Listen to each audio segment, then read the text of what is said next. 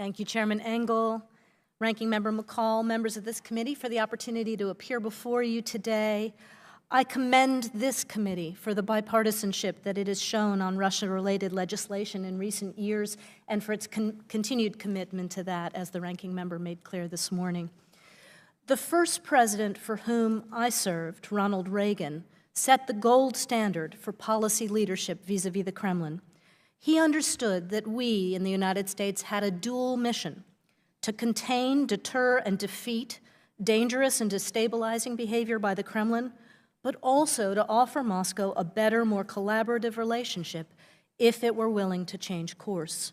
Today, I believe our greatest challenge in countering a resurgent Russia is the lack of leadership, unity, and consistency in the United States in managing relations with Moscow. This, in turn, leaves our allies and partners adrift in confronting the many challenges from the Kremlin to our security, our democracy, and the liberal rules-based order. It also leaves Moscow unsure what we value and even more tempted to test the limits of U.S. and allied will to defend ourselves. Reagan in his day did not view Moscow as a permanent enemy, and nor should we today. The American people don't want that, and I don't believe the Russian people want it either. What we don't know, and what we have to continue to test, is whether Russian President Putin truly wants to improve relations. It may well be that his psychology and his leadership model are too dependent on an enemy abroad to change course. And we also have to steel ourselves for what may be a very long game that outlasts Putin. In the meantime, as the chairman and ranking member have made clear, none of us should have any illusions about the current challenge. Just a few highlights from the Kremlin's current playbook to set the table. Our democracy and those of our allies have been infected and undermined by Moscow's digital aggression. Russia's neighbors have been intimidated, invaded, and in the case of Crimea, Ukraine, annexed. Arms control agreements that kept the peace for decades have been violated. Thugs and dictators, from Assad in Syria to Maduro in Venezuela, survive and thrive thanks to Kremlin support. Moscow exports corruption and resorts to money laundering, criminality, as tools of coercion, and the human and civil rights of Russia's own citizens have been trampled, and the innovation and talent of the country have been stifled. Today, Putin believes that the West is weak, that our political and economic systems are vulnerable, and that the values of tolerance, inclusion, and universal rights that we protect when we are at our best can be exploited to divide us. He aspires to lead a global club of autocrats who offer their citizens and the world an ideological and political alternative to the messiness and wonderfulness of free, open societies. We enable Putin's quest ourselves when our own leaders call into question the basic rights enshrined in our liberal constitution: an independent judiciary, a free press, protection of minority rights, and the oversight powers of this Congress. So I agree with the premise of the Trump administration's national security strategy that we have re-entered a period of competition with Russia. What I don't see, though, is a coherent, full government response to that challenge, which is led by the President in partnership with the Congress. To be effective, that strategy has to harness all the tools of our national power and those of our allies: military, political, economic, informational, and now, of course, digital. We have to harden our own defenses.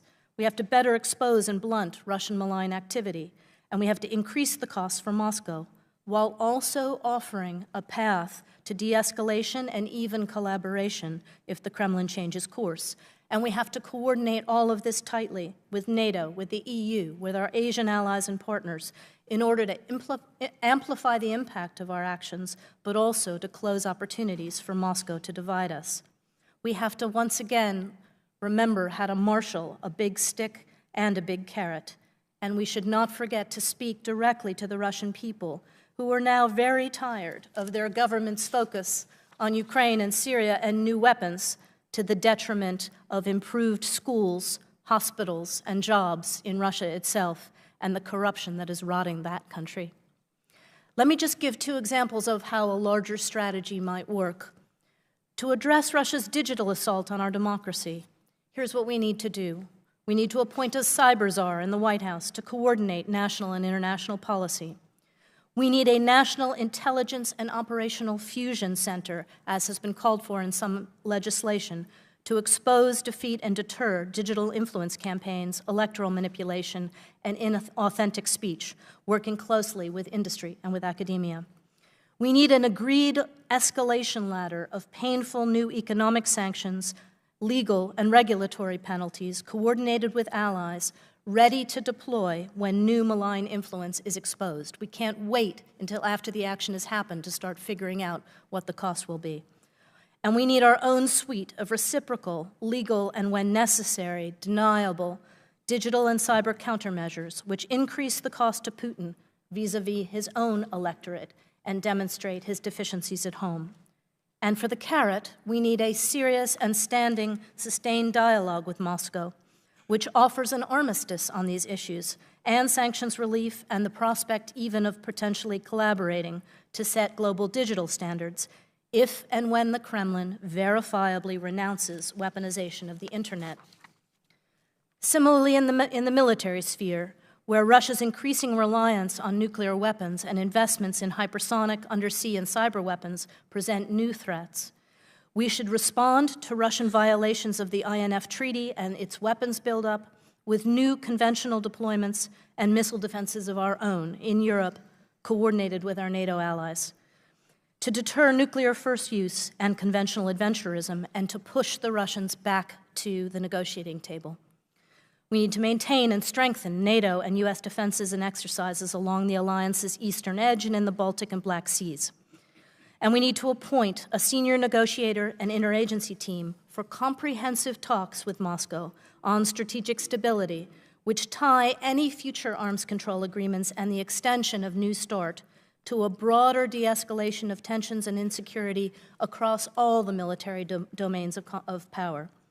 And finally, we need to speak directly to the Russian people about the costs of Putin's militarization. They need to know where the wealth of their country has gone.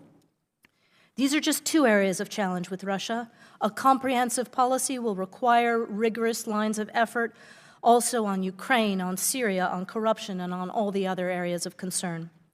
This level of effort will require principled, steady presidential leadership to unite our government, coordinate closely with all of you and the Congress, and to build the support of the American people and our allies.